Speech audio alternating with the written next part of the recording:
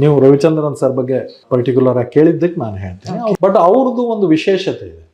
ಮೊದಲು ಏನ್ ಮಾಡ್ತಿದ್ರು, ಅವ್ರು ಕ್ಯಾಮ್ರಾ ಮೂವ್ಮೆಂಟ್ಸ್ ಅನ್ನ ಅರ್ಥ ಮಾಡ್ಕೋತಾರೆ. It technically is very strong person ಅಲ್ವಾ. ಅವರಿಗೆ ಕ್ಯಾಮ್ರಾ ಅವ್ರನ್ನ ಫಾಲೋ ಮಾಡುತ್ತೆ, ನಾವು ಫಾಲೋ ಮಾಡ್ಬೇಕಾಗಿಲ್ಲ, ಅಥವಾ ಕ್ಯಾಮ್ರಾಮ್ಯಾನ್ ಫಾಲೋ ಮಾಡ್ಬೇಕಾಗಿಲ್ಲ. ಕ್ಯಾಮ್ರಾ ತಂತಾನೆ ಒಂದು ಅದು ಫ್ರೇಮ್ ಸೆಟ್ ಮಾಡ್ಕೊಳ್ಳುತ್ತೆ. ಅಂಥ ಅದ್ಭುತ ಟೆಕ್ನಿಷಿಯನ್, ತಂತ್ರಜ್ಞ. ಅವ್ರು ಮೊದಲು ಕ್ಯಾಮ್ರಾನ ಅರ್ಥ ಮಾಡ್ಕೋತಾರೆ, ಆಮೇಲೆ ನಾವು ಯಾವ ಸನ್ನಿವೇಶವನ್ನ, ಯಾವ ಭಾವವನ್ನ ನಾವು ಕಟ್ಟಿ ಕೊಡ್ತಾ ಇದೀವಿ ಅನ್ನೋದನ್ನ ಅರ್ಥ ಮಾಡ್ಕೋತಾರೆ.